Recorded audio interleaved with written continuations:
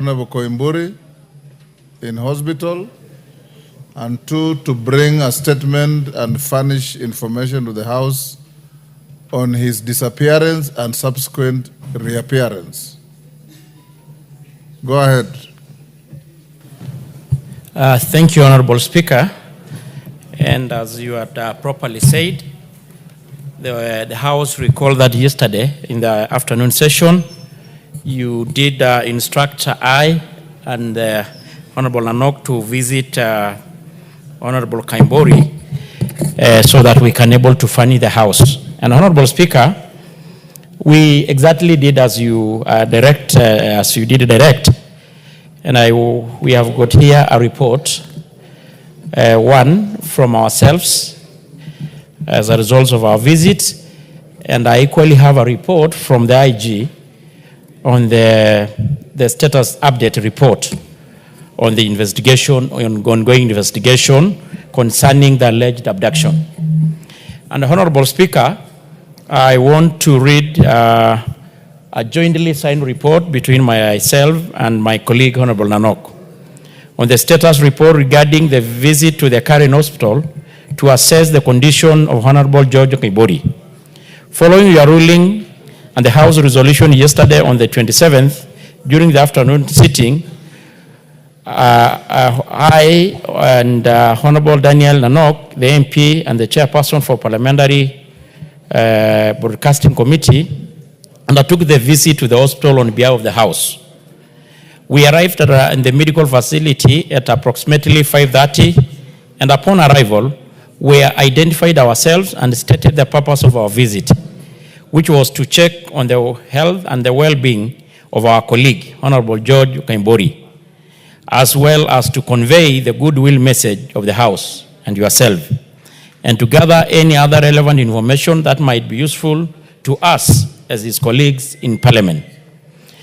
We were asked to wait for a while, and we were kept waiting for about half an hour in the waiting bay, Honorable Speaker.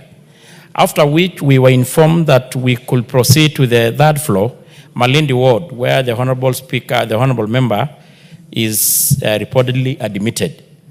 But it's good to note, Honorable Speaker, we had to keep reminding them that we were still waiting.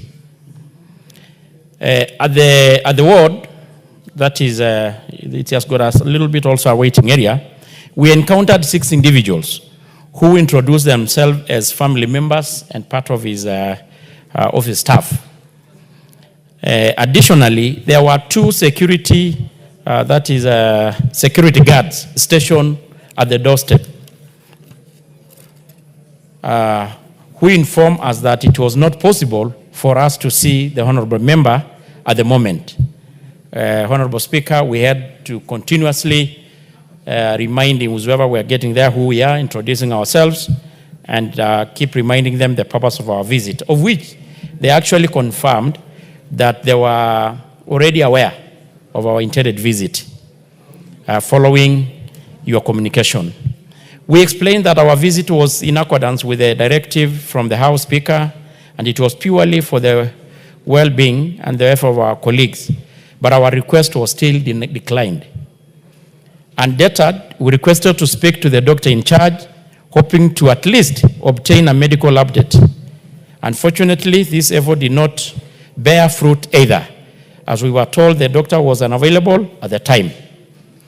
We were then introduced to a senior nurse who was on duty and managing the patient care in the ward. The nurse politely informed us that it will not be possible to see Honorable Member during our visit due to a medical advice and privacy consideration. And in fact, we were told that he was undergoing a procedure. The senior nurse did, however, assure us that the Honorable Member was in stable condition and was receiving the necessary medical care, while we were not able to see him physically. And he was, but he said that he was in stable condition. Honorable Speaker, because that is all, and we had no option other than to leave the place.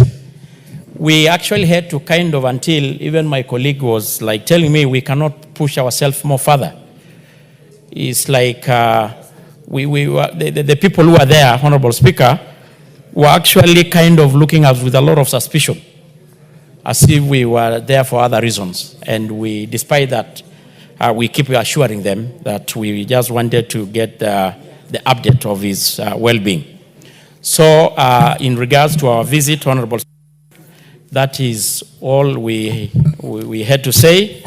So in summary, we were declined the entry. And it's good to note, Honorable Speaker, we were not the only one. I think there were other members also who were declined.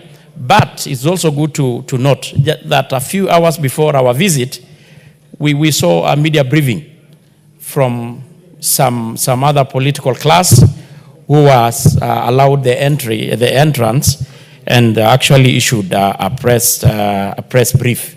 So I don't know why it is always a coincidence. When members probably from our side try to visit, they are always denied. Honorable Speaker, on the part of the IG, the National Police Service, I've got two sets of statements here with me. One which was written yesterday, and the other one was written today. And for the purposes of record, I want to start with the one on the 27th, which gave a chronology of event since the alleged abduction of our colleague. Honorable Speaker, the National Police Service wishes to provide a comprehensive update on the ongoing investigation into the alleged abduction of George Ngaibori, Member of Parliament for Juja constituency.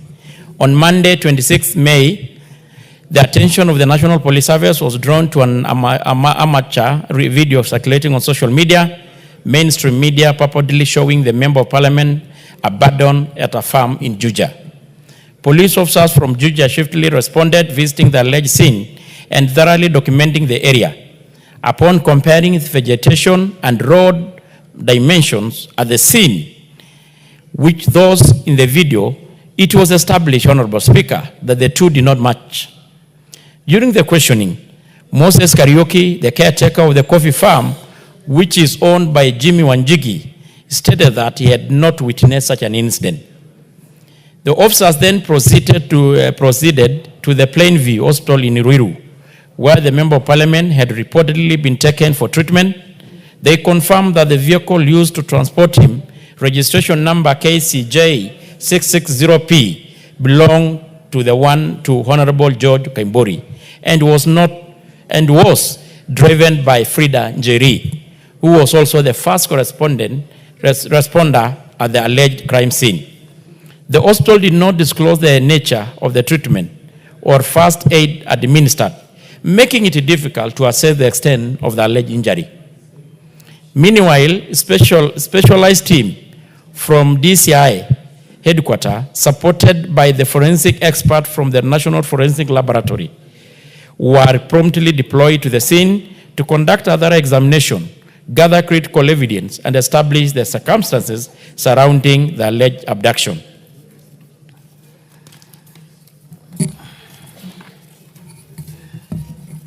So far, Honorable Speaker, that is as per yesterday, the investigation team had interviewed and recorded statements from 5 individuals, and which were expected to provide the account. This progress underscores the National Police Service commitment to uncover the truth regarding the abduction allegation with the highest standard of professionalism and diligence. We will continue to pursue all leads, analyze forensic evidence, and ensure that any perpetrators are brought to justice. Additionally, Honorable Speaker, it is important to note that Honorable George Ngaibori has been under investigation for a land fraud case, and the Office of the Director of Public Prosecution had already issued consent for his prosecution. Additionally, it is important to note that Honorable George Ngaibori has been under investigation, I think that one had already read. On Friday, 23rd May 2025, the MP, fully aware of the police intention to arrest him, evaded arrest by escaping on a motorbike with his private security and swiftly off his mobile and switched off his mobile phone. His car, occupied only by his driver, who was intercepted, and the driver was arrested but later released after recording a statement. The MP only resurfaced yesterday, coinciding with the abduction claim. In conclusion, we once again urge anyone with information regarding the incident depicted in the video to report to the nearest police station or contact us via a provided toll-free number 999-911-112 or the Fichua kwa DCI. In conclusion, Honorable Speaker, the IG state, we assure all Kenyans that we are committed to conducting this investigation with the utmost diligence to uncover the truth behind the allegation. Further update will be provided as investigation progresses.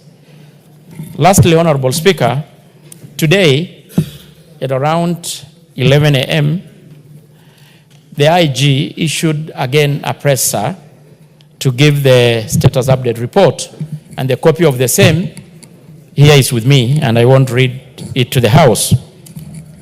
That is today on the 28th. Further to the press briefing issued yesterday, the National Police Service would like to inform the public of the progress made in the ongoing investigation into the alleged abduction of George Ngaibori, Member of Parliament for Juja.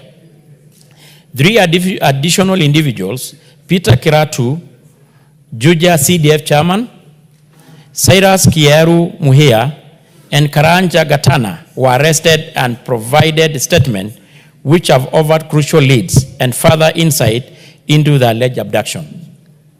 Peter Kiratu, the Juja CDF chairman, stated that on the 25th May, that is this year, he attended a church service at a full gospel church, Mugudha, with the MP, as they were leaving a silver Subaru Forester registration KBP 096W, approached the main entrance, and the 2 heavily built men bundled the MP into the vehicle. He reported the incident at Mugudha police station.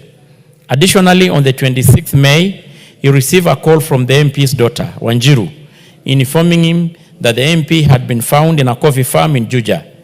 They then took the MP to Plainview Hospital, Ruiru, for the first aid before he was referred to Karen Hospital for further treatment. Cyrus Kiaru Muhia, an ally of the Honorable Ngaibori, who runs a supermarket at Kahawa West area, stated that on the 25th May, he received a call from the Peter Kiratu, the CDF chair, requesting the use of his Subaru. Speaker, I think this is a very important statement. Requesting to use of his Subaru Forester registration number KDG 803B to transport the additional security personnel for the MP during an event at the Full Gospel Church. On the 25th, again, Honorable Speaker, Kraitu instructed him to go to his homestead in Mugudha, where he met a man named Gatana, driving Kraitu's vehicle registration number KBP 096W. That is the car I earlier said. Honda CRV, along with 3 unknown men. They proceeded to the church to familiarize themselves with the route before returning. Later, Kiratu called and instructed him to drive his Subaru Forester with 2 men toward the church. Upon arrival, the 2 men exited quickly, and he heard screams as the MP was forced into the vehicle. They drove toward Jacaranda Coffee Research via Kabogo Road, where the MP instructed them to stop near a waiting Honda CRV, registration number KBP 096W, belonging to Kiratu. Cyrus was left with the 2 men, who warned him not to disclose any information to the police. The police have managed to recover 2 vehicles. The Honda CRV registration number KBP 096, belonging to Peter Kiratu, and the Subaru Forester Silver in color, registration number KDG 803B, belonging to Cyrus Kiairu Muhia. Additionally, 1 suspect, Karanja Gatana, has been arrested. Gatana admitted to dropping the MP at a hotel where he had refreshments and spent the night with the 2 abductors on the 25th May 2025, following the alleged abduction. You want me to repeat that? Honorable Speaker, public demand. The police have managed to Thank you, Honorable Speaker. Well guided. Honorable Speaker, the police have managed to recover the 2 vehicles. I'd earlier said this, belonging to Sarah Sky Tumuya. Additionally, 1 suspect, Karanja Katana, has been arrested. Katana admitted to dropping the MP at a hotel where he had the refreshment and spent the night with the 2 abductors on the 25th May 2025, following the alleged abduction. He added that on the 26th May 2025, while using Kraitu's vehicle, he had picked up the MP from the hotel and took him to the scene where they claimed he had been dumped. Before the MP exited the vehicle, he helped him tear his clothes to fake evidence of torture by the alleged abductors. The National Police Service further appeals for the public's continued support and encourages anyone with information that may assist the investigation to report it to the nearest police station or through our toll-free number 999-911-112 or the Fichua DCI 0800722303. We assure the public of our steadfast commitment to resolving this case, and we will provide further update as the investigation progresses. The letter and the statement signed by Douglas Kanja Karonche, MGH, CBS, OGW, the Inspector General of the National Police Service, on the 28th, 2025. Honorable Speaker, I think I don't have actually much to add on this. That is the statement. It's not my own words. That is the words from the IG, the authority mandated by our Constitution and our laws to investigate such matters. And they are competent enough. And they have a requisite knowledge and experience. So, and I'd also given along with the statement our own findings as a House, on behalf of the House, in regards our visit, Honorable Speaker. I submit. Thank you.